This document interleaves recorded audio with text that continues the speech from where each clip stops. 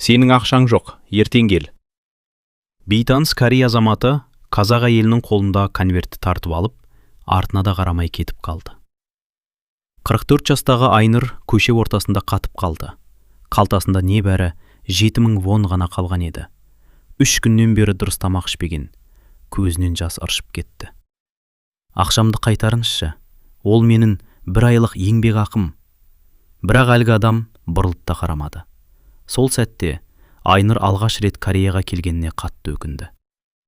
Осыдан 3 ай бұрын Алматы әуежайында жалғыз өзі чемоданын құшақтап тұрған Айнұрдың жүрегі алып ұшып тұрды. 44 жастағы әйел өмірінде алғаш рет шетелге шығып бара жатқан. 3 жыл бұрын күйеуі Біржан басқа елге кетіп, ажырасқаннан бері өмірі астан-кестен болды. Жалғыз қызы Гүлжан университетте оқиды. Ақылы оқу, жалдамалы пәтер, күнделікті шығын. Айнұрдың Қазақстандағы тапқан жалақысы ештеңеге жетпейтін. Оның ең үлкен арманы қызына шағын болса да өз үйін алып беру еді. Сол арман оны Кореяға жетеледі.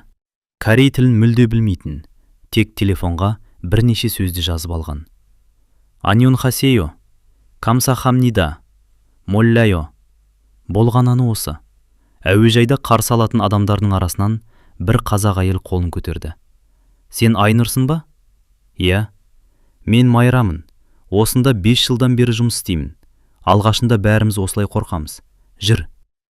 Майраның сөзі Айнұрға аздап күш бергендей болды. Екеуі пойызға отырып, өндіріс орналасқан қалаға қарай жол тартты. Жол бойы Майра бірінен соң бірі ескерту айтып келеді. Мұнда уақыт өте қымбат. Басшылар айқайлайды. Тілді білмесең бәрі қиын. Ең бастысы, ешкімге сене берме. Айнұр үндемей тыңдап отырды.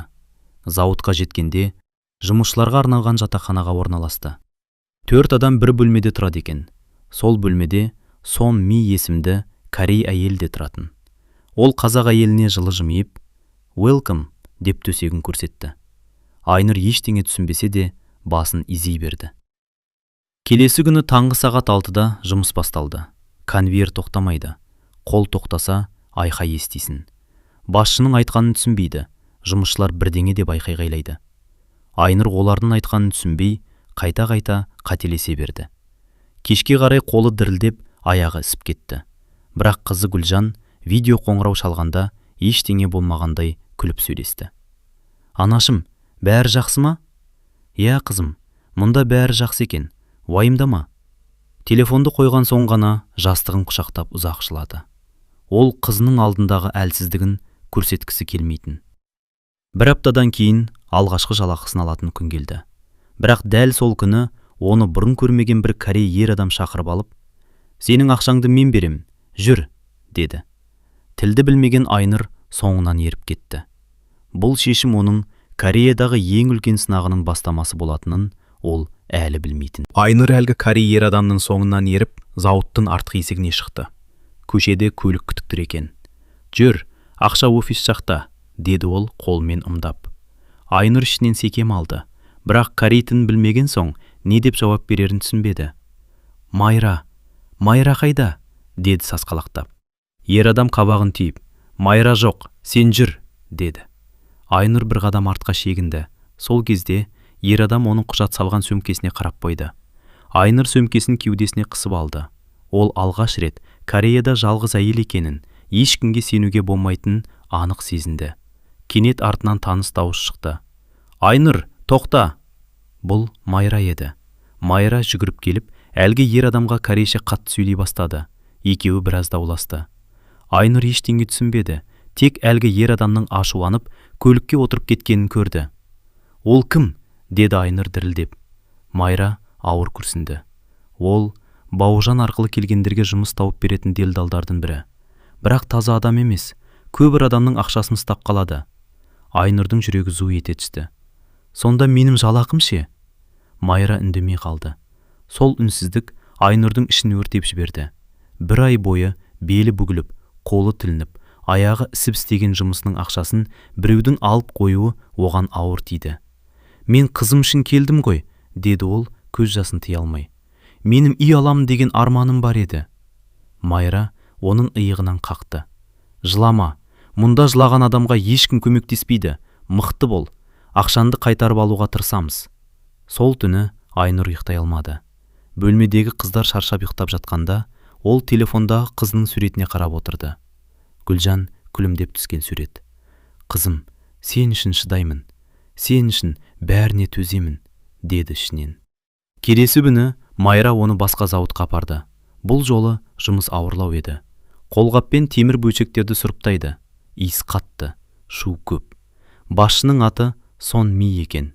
Алғашында Айнұр оны жатақханадағы жылы жүзді әйел деп ойлаған. Бірақ жұмыста Сон Ми мүлдем басқадан болып шықты. Пали, Пали, деп айқайлады ол. Айнұр бұл сөздің тез деген мағына беретін сол күні жаттап алды. Түскі ас кезінде бәрі корей тамағын жеп отырды. Айнұр аш болса да, ащы тамақты жей алмады. Сөмкесінен Қазақстаннан алып келген кішкентай нанын шығарып, шаймен ішті. Сол кезде жанында қазақ жігіт. Әпке, жаңадан келдіңіз бе? Деді. Айнұр жалт қарады. Иә, мен Бауыржанмын, қорықпаңыз, басында бәріне қиын. Айнұр бұл есімді естігенде бірден Майраның сөзін есіне алды. Бауыржан арқылы келгендер.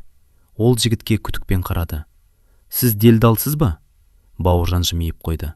Жоқ әпке, мен де сіз сияқты жұмысшымын, бірақ кейде жаңадан келгендерге көмектесемін. Айнұр сенерін де, сенбесін де білмеді. Кокореядағы әр адам оған жұмбақ көрінді. Кешке қарай жұмыстан шыққанда телефонына Гүлжаннан хабарлама келді. Анашым, оқу ақысын қашан төлейміз? Университеттен ескерту келді. Айнұрдың жүрегі шым ете қалды.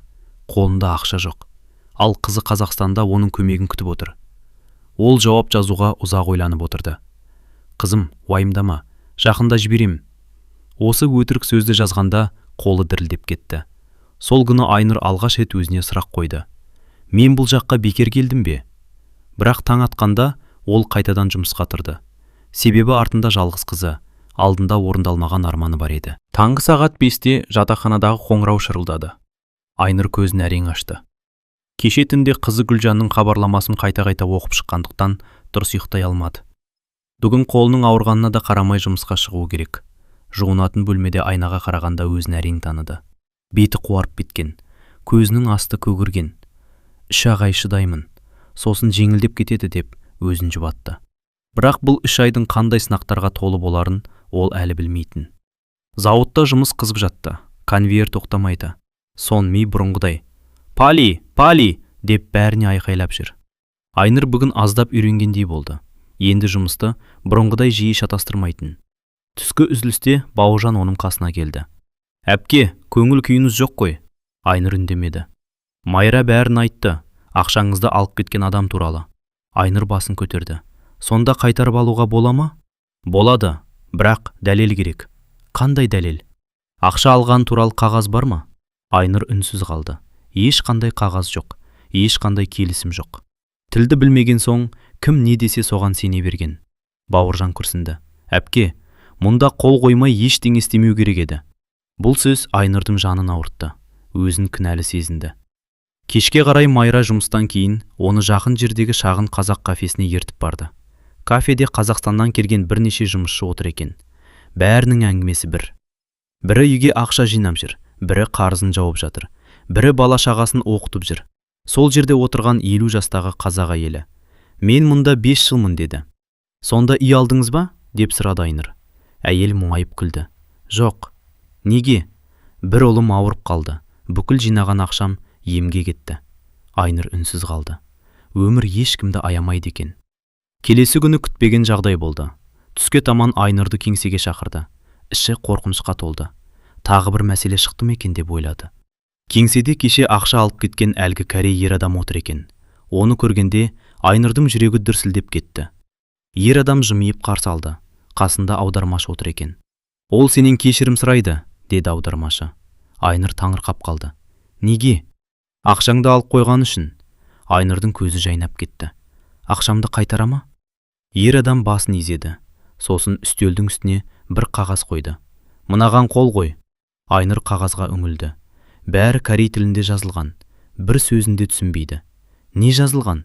Аудармашы жымиып. Тек ақша алғанымды растайтын құжат. Осы кезде есік ашылып, ішке Майра кіріп келді. Қағазды көрген бойда өңі өзгеріп кетті. Айнұр, қол қойма. Бөлмедегілердің бәрі жалт қарады. Майра қағазды жылып алып, тез-тез оқи бастады. Бірнеше секундтан кейін оның жүзі сұп-сұр болып кетті. Бұған қол қойсаң, ақшаңнан ғана емес, жұмысынан да айырылып қаласың. Айнұрдың жүрегі тарс ете қалды. Сонда бұл қандай қағаз? Майра баяу ғана: бұл қағазда жалақымды толық алдым, ешқандай шағымым жоқ деп жазылған. Ал олар саған бір тиын да бермеген. Айнұрдың жүрегі дүрсілдеп кетті. Ол қағазға тағы бір мәрте қарады. Бір әрпінде түсінбейді. Егер Майра дәл сол сәтте кірмегенде, әлгі қағазға еш ойланбастан қол қоя салатын еді. Аудармаш қағағын түйді. Неге қол қоймай жатырсың? Бұл жай ғана құжат. Майра ашуланып жауап берді. Жоқ, бұл жай құжат емес. Мұнда жалақымды толық алдым, ешқандай талабым жоқ деп жазылған. Корей ер адам орнынан атып тұрды. Ол қатты дауыстап бірдеңелерді айта бастады. Айнұр ештеңе түсінбеді. Тек олардың сөздері бір-біріне ұласып, кеңсенің іші у-шуға айналды. Бірнеше минуттан кейін зауыттың бастығы келді. Жасы 50-лер шамасындағы салмақты адам екен. Ол алдымен құжатты қарап шықты. Сосын Майраны тыңдады. Артынша әлгі корей ер адамға қатты сөйлеп, үстелді алақанымен бір ұрды. Бөлме іші тынышталып қалды. Айнұр алғаш рет әділдік бар шығар деген үміт сезінді. Бірақ бұл қуаныш ұзаққа созылмады. Кешке қарай Сомми Айнұрды өз кабинетіне шақырды. Оның түрі бұрынғыдан да қаталдау еді. Айнұр. Ол қазақша айта алмағандықтан аты жөнін қағазға көрсетіп сөйледі. Проблема. Сосын телефондағы аудармашы қосымшасын ашып көрсетті. Экранда: сен көп мәселе шығарасың. Егер тағы шағымдансаң, жұмыстан шығарыласың деген сөз шықты. Айнұрдың көзіне жас келді. Мен ешкіммен ұрысқан жоқпын. Мен тек өз еңбек ақымды сұрадым. Сонми оның сөзін түсінбеді. Тек иығын қиқаң еткізіп, tomorrow, work деп шығарып салды. Сол түні жатақханада Айнұр ұзақ отырды. Қолындағы телефонына қайта-қайта қарап қояды. Гүлжаннан хабар келді. Анашым, бүгін бәрі жақсы өтті ме? Айнұр бірнеше минут бойы жауап жаза алмады. Шындығын айтса, қызы бәрін тастап, елге қайт деп жалынады. Ал өтірік айтса, өзір жүрегі ауырады. Ақыры: бәрі жақсы қызым, жұмысқа үйреніп келемін, сен сабағыңды ғана ойла, деп жіберді. Хабарлама кеткеннен кейін көзінен жас сорғалап кетті. Майра оның жанына үнсіз келіп отырды. Қызым ба? Иә. Сағындың ғой. Айнұр басын изеді. Кейде бәрін тастап, Қазақстанға ұшып кеткің келеді. Онда не істейсің? Білмеймін. Үй аламын деген арманың ше? Бұл сөзден кейін Айнұр үнсіз қалды. Дәл осы арман оны 3000 шақырым жерге алып келген еді. 2 күннен кейін күтпеген жағдай болды. Зауыттың бухгалтериясынан Айнұрды қайта шақырды. Бұл жолы ішінде қорқыныш емес, белгісіздік басым еді. Үстелде ақ конверт жатыр. Қасында сол баяғы басшы отыр. Ол конвертті Айнұрға қарай сырғытты. Ішінде ақша бар еді. Айнұр дірілдеген қолымен санай бастады. Бірақ ақша толық емес. 1 айлық еңбек ақысының жартысы ғана. Ол түсінбей Майраға қарады. Майра аудармаштан сұрап еді. Жауап қысқа болды. Қалған ақшаны әлгі делдал алып қойған. Біз тек өзіміздің бөлікті ғана қайтара аламыз. Айнұрдың үміті тағы үзілді. Жарты жалақы, жарты айлық еңбек емес. 1 ай бойы таңнан кешке дейін маңдай термен істеген еңбегінің тең жартысы жоқ. Ол үнсіз конвертті жапты. Сол сәтте кабинетке Бауыржан кіріп келді. Ол Айнұрға қарап: әпке, мен әлгі адамды білемін. Майра жалт қарады. Кімді? Ақшаңызды алып кеткен корейді. Айнұр орнынан атып тұрды. Қайда жүр ол? Бауыржанның жүзі күрт өзгерді. Бірақ оны іздеу оңай болмайды. Оның артында өте ықпалды адамдар тұр. Айнұр Бауыржанның жүзіне қадала қарады. Неге? Ол жай ғана бір адамның ақшасын алып кеткен жоқ па? Бауыржан басын шайқады. Жоқ әпке. Ол бірнеше зауытпен жұмыс істейтін делдал. Жаңадан келген шетелдіктердің көбін алдап кетеді. Әсіресе тіл білмейтіндерді. Майра ауыр күрсінді. Мен саған ең бірінші күні ешкімге сене берме дегенім есімде ме? Айнұр үнсіз басын изеді. Иә. Сол сөздің себебі осы еді. Келесі күні жұмыс әдеттегіден де ауыр болды. Темір бөлшектерді сұрыптау, қаптау, тасу, қолдары жара болып кеткен. Кешке қарай Айнырдың алақаны қанап бірді. Сонми байқап қалды. Ол дәрі қобдишасын алып келіп, жарасына таңғыш шапсырды. Айныр таңырқап қалды. Жұмыста қатал көрінетін Сонми дәл осы сәтте мүлде басқа адам сияқты еді. «Апа, жақсы?» деп қазақшаға ұқсатып сұрады. Айныр күлімсіреп, «Жақсы», деді. Тілді білмесе де адамның мейірімі сөзсіз-ақ сезілетінін сол күні түсінді. Кешке жатақханада Майра шай қойып отыр екен. «Айныр, бүгін демалысқа шығатын тізім шықты. Қашан?» «Жексенбі». Айныр қуанып кетті. 3 аптадан бері зауыттан басқа жер көрмеген. «Қайда барамыз?» «Сеулге. Қазақтар жиналатын орын бар. Біраз серуендейсің». Айнырдың жүзіне алғаш рет күлкі ұялады. Жексенбі күні олар пойызбен Сеулге келді. Биік ғимараттар, жарқыраған көшелер, мыңдаған адам. Айныр өзін басқа әлемге түскендей сезінді. Қазақтар жиналатын шағын дәмханаға кіргенде, іші туған жердің иісіндей жылы екен. Бір бұрышта домбыра үлілі тұр. Қабырғада Қазақстанның туы. Дастархан басында отырған адамдар қазақша күліп әңгімелесіп отыр. Айнырдың көзіне еріксіз жас келді. «Қазақстанды сағындым», деді сыбырлап. Майра оның қолынан ұстады. «Біз бәріміз сағындық». Сол жерде отырған егде жастағы қазақ кісі Айнырдың әңгімесін тыңдап болды да: «Қызым, сені алдаған адамның аты кім?» Айныр атын айтты. Қарияның жүзі бірден өзгерді. «Мен ол туралы естігенмін». «Білесіз бе?» «Иә, бірақ оған ешкім қарсы шықпайды». «Неге?» «Өйткені адамдар қорқады». Айныр таңғалды. «Неден қорқады?» «Жұмысынан айырылудан». Бұл сөз оның жүрегіне қадалды. Расында да, өзі де қорқып жүрген жоқ па? Егер жұмыстан шығарып жіберсе, қызының оқу ақысы ше? Үй алу арманы ше? Кешке жатақханаға қайтып келген соң, Гүлжан хабарласты. «Анашым». «Иә, қызым. Мен саған бір нәрсе айтқым келеді». Айныр қызының даусынан бір түрлі қобалжуды сезді. «Не болды?» Гүлжан біраз үнсіз қалды. «Мен университеттен кейін кешкі уақытта жұмысқа кірдім». Айныр серк ете түсті. «Не? Саған жеңіл болсын деп?» «Жоқ, қызым, сен оқуыңды ғана оқы. Бірақ сен жалғыз өзің бәріне үлгірмейсің ғой». Айныр телефонды құлағына қысып үнсіз жылады. Осы сәтте ол Кореяға бекер келмегенін тағы бір рет түсінді. Қызы анасына көмектескісі келеді. Ал анасы қызының ауыр жұмыс істегенін қаламайды. Сол түні Айныр өз-өзіне серт берді. «Не болса да, мен бұл жерден қолым бос қайтпаймын. Қызымның оқуын аяқтатамын. Үйде аламын. Бірақ енді ешкімнің мені алдауына жол бермеймін». Алайда ертеңіне таңертең зауыт қақпасының алдында оны күтпеген адам күтіп тұр еді.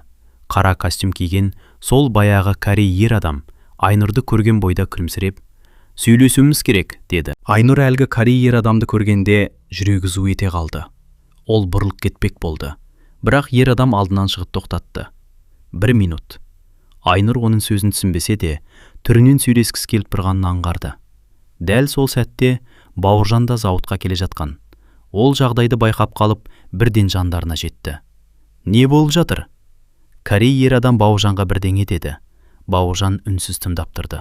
Біраздан кейін Айнырға бұрылды. «Ол сенімен келісім жасағысы келеді». «Қандай келісім?» «Егер сен ешқайда шағымданбасаң, ақшаңды бөліп қайтарам», дейді. Айныр ашуланып кетті. «1 ай еңбек еттім. Өз ақшамды неге бөліп беру керек?» Бауыржан үндемеді. Корей ер адам тағы сөйлеп кетті. Бұл жолы дауысы қатқыл естілді. «Тағы не дейді?» «Егер келіспесең, басқа зауытқа жұмысқа тұруың қиын болады», дейді. Айнырдың денесі мұздап кетті. Бұл ашық қорқытып еді. Бірақ ол бұрынғы Айныр емес болатын. «Айт оған». Ол терең дем алды. «Мен ештеңеден қорықпаймын. Өз еңбегімнің ақшасын ғана сұраймын». Бауыржан сөзін аударып берді. Корей ер адамның қабағы түйіліп кетті. Ол ештеңе деместен көлігіне отырып кетіп қалды. Сол күні кешке Майра бәрін естіп келді. «Сен батылдық жасадың. Бірақ қорқыптымын». «Қорқу қалыпты жағдай. Егер шынымен жұмыссыз қалсам ше?» Майра біраз ойланып отырды. «Айныр, Кореяда жұмыс көп. Адал еңбек ететін адам аш қалмайды. Бірақ әділетсіздікке үндемей көне берсең, олар тағы біреуді алдайды». Бұл сөз Айнырдың көкейіне қонды. 1 апта өтті. Ешқандай өзгеріс болмады. Айныр бұрынғысынша таңғы 6-тан кешкі 7-ге дейін жұмыс істеді. бірте-бірте корей тілінен қарапайым сөздерді үйрене бастады. Аньонхасео, камсахамнида, мианне, квенчана. Тіпті Сон Ми оның тілді үйренуге тырысып жүргенін байқап, жақсы деп басын изейтін болды. Бір күні түскі үзілісте Сон Ми Айнұрды асханаға шақырды. Алдында 2 тәрелке тұр.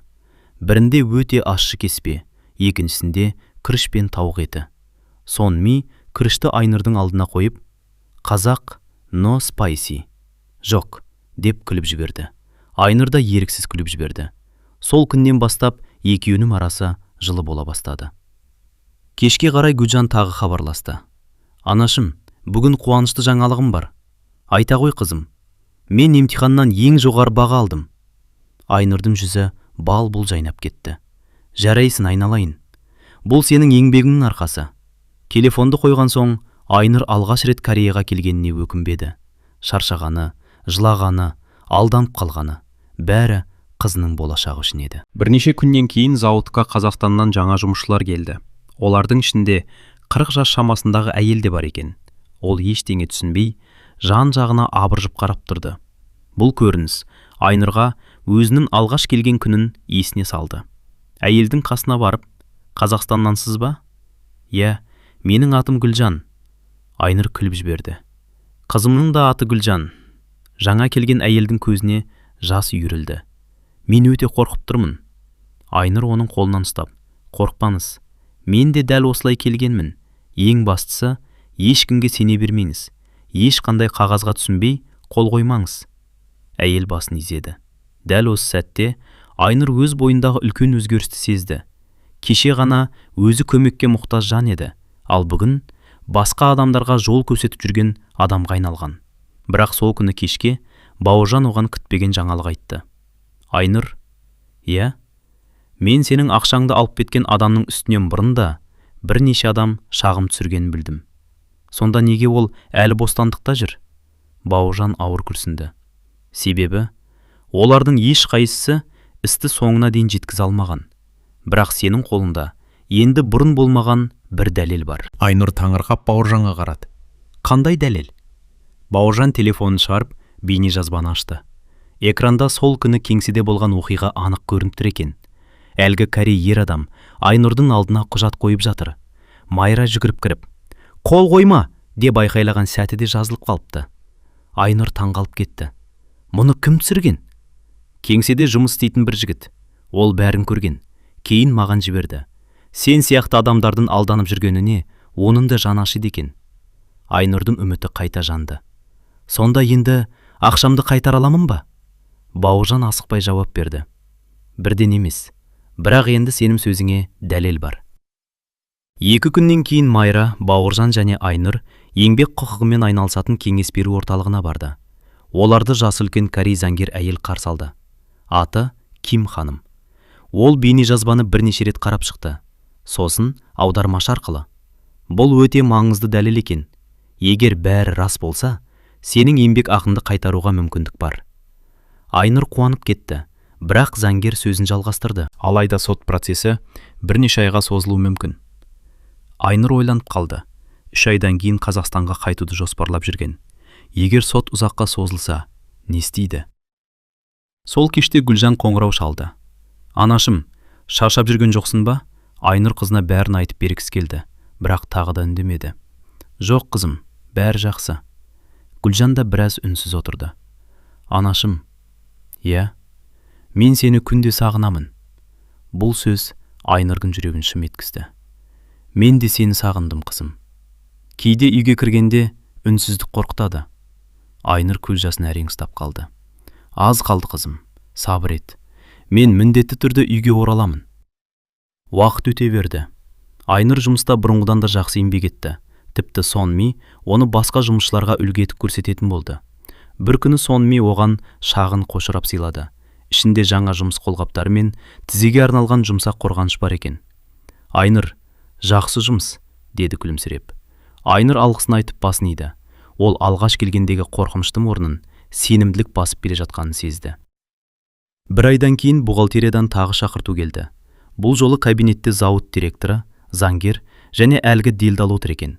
Бөлме іші тым-тырыс. Директор қағаздарды үстелге қойды. Аудармашы сөз бастады. Тергеу барысында бірнеше заңсыз әрекет анықталды. Әлгі делдалдың жүзі бозарып кетті. Ол алғаш рет басын төмен түсіріп отырды. Аудармашы сөзін жалғастырды. Ол сенің ғана емес, тағы 4 шетелдік жұмысшының еңбек ақысын заңсыз ұстап қалған. Айнұрдың жүрегі дүрсіндеп кетті. Демек ол жалғыз емес екен. Көп адам дәл осындай қиындық көрген. Сол сәтте директор орнынан тұрып, үстелдің үстіне қалың конверт қойды. Бұл не? Деді Айнұр. Аудармашы жымиып. Бұл саған тиесілі толық еңбек ақың және кешіктірілгені үшін өтемақы. Айнұрдың қолы дірілдеп кетті. Бірақ дәл сол сәтте телефон шырылдады. Экранда қызы Гүлжан хабарласып тұр екен. Ол телефонды көтерді. Арғы жақтан қызы жылап сөйледі. Анашым, мен ауруханадан. Айнұрдың өңі бірден қуарып кетті. Гүлжан, не болды? Телефонның ар жағынан қызының дірілдеген дауысы естілді. Қорықпаңыз, сабақтан қайтып келе жатқанда басым айналып құлап қалдым. Дәрігерлер тексеріп жатыр. Айнұрдың аяғы қалтырап кетті. Ол дәл сол сәтте Қазақстанға ұшып кеткісі келді. Қызым, қазір жанымда кім бар? Топтағы құрбым. Дәрігер не деді? Әзірге ештеңе айтқан жоқ. Телефон үзіліп қалды. Айнұр орындыққа отырып қалды. Көзінен жас тоқтар емес. Майра оның қолынан ұстап. Сабыр ет, қазір жаман нәрсені ойлама. 1 сағаттан кейін Гүлжан қайта хабарласты. Анашым, бәрі жақсы екен. Қан қысымым түсіп кетіпті. Дәрігер дем алу керек деді. Айнұр терең тыныс алды. Сол күні ол қызының жанында бола алмағанына қатты қиналды. Бірнеше күннен кейін зауыттағы тапсырыс азайып кетті. Жұмысшылардың біразын уақытша басқа жұмысқа жіберетін болды. Майра, Айнұр, клиникке барасың ба? Деп сұрады. Ол қандай жұмыс? Үй жинаймыз. Шаршайсың, бірақ ақшасы жақсы. Кейде үй иелері тамақ беріп, сыйлықта жасап жатады. Айнұр бірден келісті. Алғашқы күні олар үлкен 2 қабатты үйге барды. Үйдің іші көздің жауын алады. Барлығы тап-таза болғанымен, терезелерін, едендерін, ас үйін толық тазалау керек екен. Үй иесі егде жастағы корей әйел болып шықты. Ол күлімдеп қарсы алды. Аньон хасейо. Айнұр да жымиып, Аньон хасейо деп амандасты. Бұрынғыдай қысылып тұрған жоқ. Жұмысын бар ынтасымен істеді. Терезелерді жарқыратып жуды. Ас үйді айнада етті. Жуынатын бөлмені де тап-таза қылып шықты. Үй иесі бәрін бақылап жүрді. Жұмыс аяқталған соң, әйел Айнұрды қасына шақырды. Сөреден үлкен қорап алып келді. Ішінде жаңа көрпе, жылы көрпеше, жемістер мен тәттілер бар екен. Айнұр таңырқап қалды. Маған ба? Әйел басын изеді. Гифт. Айнұрдың көзіне жас келді. Өмірінде алғаш рет бөтен елдің адамы оған осындай ықылас танытқан еді. Келесі аптада олар тағы бір үйге барды. Бұл жолы жас отбасы тұрады екен. 2 кішкентай баласы бар. Айнұр үйді бірнеше сағат бойы мұқият тазалап шықты. Балалардың ойыншықтарын реттеп қойды. Ас үйді бұрынғысынан да әдемі етіп жинады. Жұмыс біткен соң үй иесі тоңазытқыштан үлкен торт алып шықты. Жанына балалардың пайдаланбаған жаңа киімдерін, азық-түлік пен конверт қойды. Конверттің ішінде қосымша 50 000 вон бар екен. Майра күлімдеп. Көрдің бе? Кейбір адамдар еңбекті бағалайды. Айнұр басын изеді. Уақыт өте келе Айнұр клининг жұмысын жақсы меңгеріп алды. Ол әр үйге барған сайын, бұл үй өз үйім болса қалай жинайтын едім деп ойлайтын. Сондықтан ешкім көрмейтін бұрыштарды да мұқият сүртетін. Терезелерді 2 рет тазалайтын, жуынатын бөлмені қайта тексеретін. Бір күні Сон Ми оған, клиенттер сені сұрап жатыр, деді. Мені ме? Иә, қазақ әйел келсін дейді. Айнұр таңырқап қалды. Оны жұмыс үшін арнайы шақыра бастады. Бір айдың ішінде бірнеше үй иесі оған түрлі сыйлық жасады. Бірі күріш пен жеміс жидек берді. Бірі жаңа қысқы күртеше сыйлады. Тағы бірі шағын шаңсорғыш тарту етті. Майра күліп, сенің қолың берекелі екен, үйлерді ерекше жинайсың. Айнұр жымиып қойды. Мен әр үйді өз үйімдей көремін. Сол кеште Гүлжанмен сөйлескенде қызы, анашым, даусың өзгеріпті, бұрынғыдай мұңайып сөйлемейсің. Айнұр да күлімсіреді. Өйткені анаң бір нәрсені түсінді. Нені? Адам қай елде жүрсе де, адал еңбегі ешқашан жерде қалмайды. Дәл сол түні оның телефонына банк хабарламасы келді. Шотына күтпеген жерден 2 миллион вон аударылыпты. Айныр аң-таң болып қалды. Бұл ақшаны кім жібергенін ол әлі білмейтін еді. Түнгі 11-ге таяп қалған. Айныр банк қосымшасын қайта-қайта ашып қарап отыр. 2 миллион вон. Ақша расымен де шотына түскен. Қателік емес. Майраны оятып жіберді. Майра, қараш. Майра телефонға үңілді. Бұл қайдан келген ақша? Білмеймін. Екеуі ұзақ ойланып отырды. Кенет Майра: ертең банкке барайық. Егер қателесіп жіберген болса, кейін қиындық болады. Айныр да келісті. Ертеңіне банк қызметкері аударымды тексеріп шықты. Біраз уақыттан кейін күлімсіреп: ақша қателікпен түскен жоқ, аудармашы арқылы. Бұл ақша сіздің атыңызға заңды түрде жіберілген. Кімнен? Қызметкер компьютерге тағы бір қарап: жіберушінің аты жөнін айта алмаймыз, тек аударымның мақсаты көрсетілген. Экранда бір ғана сөйлем тұр екен: адал еңбегіңіз үшін. Айнырдың денесі шымырлап кетті. Ол ештеңе түсінбей банктен шықты. Бірнеше күн өтті. Клиник жұмысы көбейе түсті. Енді клиенттердің көбі арнайы Айнырды сұрайтын болды. Бір күні өте үлкен үйге тапсырыс түсті. Үй теңіз жағасында орналасқан. Бақшасы гүлге толы. Іші музей секілді әдемі. Айныр үйді әдеттегідей мұқият жинап шықты. Терезелерді жарқыратты. Ас үйді реттеді. Кітаптарды да шаңнан сүртіп, өз орындарына қойды. Жұмыс біткен соң үй иесі келді. Жасы 70-тен асқан қашырия екен. Қасында жұбайы тұр.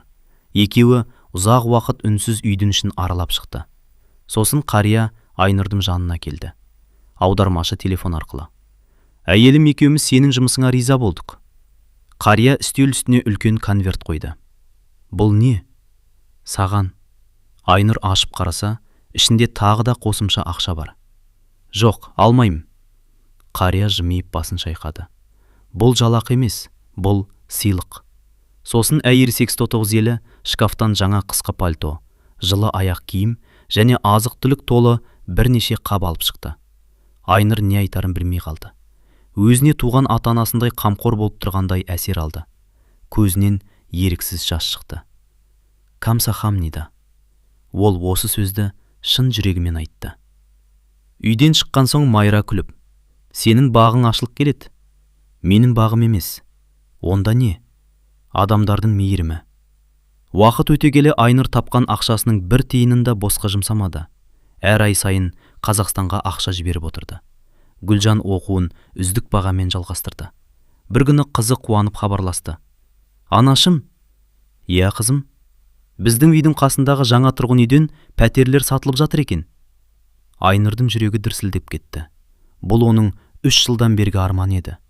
Сол түні екеуі бейне қоңыраумен отырып, пәтерлерді ұзақ қарап шықты. Айныр көзінен жас шығып: қызым, бұйырса, келесі жылы осы үйден өз пәтерімізді аламыз. Гүлжан күлімсіреп: мен саған сенемін, анашым. 3 жыл өте шықты. Айныр Кореяда тек зауытта ғана емес, клининг саласында да ең сенімді қызметкерлердің біріне айналды. Оны тұрақты клиенттер өздері сұрайтын болды. Көзді ашып жұмғанша 3 жыл өте шықты. 44 жасында бөтен елге қорқып келген Айныр қазір 47-ге толған еді. Алғашында бір ауыз корейше білмеген әйел енді күнделікті сөйлесетін деңгейге жеткен. Клининг компаниясының ең сенімді қызметкерлерінің біріне айналды. Клиенттердің көбі компанияға алдын ала хабарласып, Айныр келсе ғана тапсырыс береміз деп сұрайтын. Ол әр үйге өз үйіндей қарап, тазалықты шын көңілмен жасайтын. Сондықтан үй иелері оны ерекше жақсы көрді. Бірі бренд сөмке сыйлады, бірі жаңа шаңсорғыш берді, бірі қысқы күртеше әкелді, тағы бірі Қазақстанға алып қайтсын деп үлкен чемодан тарту етті. Тіпті бір егде жастағы Корей әже «сен біздің қызымыз сияқтысың» деп алтын сақина сыйлаған еді. Айныр сақинаны алмаймын деп қанша қарсыласса да, әлгі әже қолына өзі кигізіп қойған. 3 жылдың ішінде Айныр бір тиынын да орынсыз жұмсамады. Тапқан ақшасының көбін жинаққа салды. Қалғанын қызы Гүлжанның оқуына жіберіп отырды. Сол күндердің бірінде банк есепшотына қарап отырып, ұзақ үнсіз қалды. Жиналған ақша өз арманына жетуге жеткілікті еді. Қазақстандағы жаңа пәтердің толық құнын төлеп қойған. Құжаттары дайын. Енді елге қайтатын уақыт келген. Компаниядағы соңғы жұмыс күні еді. Сонми барлық қызметкерлерді жинады. Үлкен торт қойылды. Айныр таңырқап тұр. Бұл не екенін түсінбеді. Сонымен күлімсіреп, Айнұр, Қазақстан, деп қолын жүрегіне қойды. Барлық әріптестері қол шапалақтай бастады. Майра көз жасын сүртіп отыр. Сонымен оған үлкен конверт ұсынды. Бұл не? Конверттің ішінде барлық қызметкерлердің суреті, естелік хаттар және шағын сыйлық сертификаты бар екен. Хаттың соңында корей тілінде бір сөйлем жазылыпты. Майра аударып берді. Сен біздің компанияға тазалық қана емес, адамгершілік те алып келдің. Айнұр көз жасын тыя алмады. Ұшаққа мінер күні ол соңғы рет Корея көшелерімен жүріп өтті. Осы көшелерде қанша рет жылағанын есіне алды. Алғашқы айдағы жалғыздық, алданған күндері, қызы үшін алаңдаған түндері, бәрі артта қалып бара жатты. Ұшақ көкке көтерілгенде Айнұр сыбырлап, рахмет саған Корея, сен мені өзгерттің. Алматы әуежайының есігі ашылғанда Гүлжан анасын көріп жүгіріп келді. Анашым! Екеуі құшақтас ұзақ жылады. 3 жыл бойы экран арқылы ғана көрген ана мен қыздың қауышуы ерекше әсерлі болды. Гүлжан, мен сізді қатты сағындым. Мен де қызым. Бір аптадан кейін олар жаңа пәтердің кілтін алды. Есікті алғаш ашқан кезде үйдің іші бос еді. Тек ақ қабырғалар. Бірақ Айнұр үшін бұл әлемдегі ең әдемі үй болатын. Ол терезенің алдына барып көз жасын сүртті. Қызым, иә анашым, осы үйдің әр кірпіші маңдай термен келді. Екеуі бос бөлменің ортасында отырып ұзақ әңгімелесті. Сол күні Гүлжан анасының қолын ұстап, анашым, сіз маған үй ғана емес, өмірдің ең үлкен сабағын бердіңіз. Қандай сабақ? Ешқашан берілмеуді. Айнұр күлімсіреді. Өмір оған көп сынақ жіберді. Күйеуімен ажырасты. Жалғыз қызын елде қалдырып, бөтен мемлекетке кетті. Тіл білмеді, алданды, жылады. Бірақ адал еңбектен ешқашан қашпады. Сол адалдықтың арқасында ол тек пәтер алып қойған жоқ, өзіне деген сенімділігін де қайта тапты. Бұл оқиға өмірден алынған оқиғалардың желісімен көркемделік жазылған.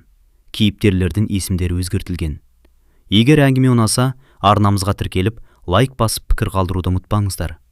Сіз бөтен елде еңбек етіп көрдіңіз бе? Әлде жақыныңыз шетелде жұмыс істеп жүр ме? Пікірде бөлісіңіз.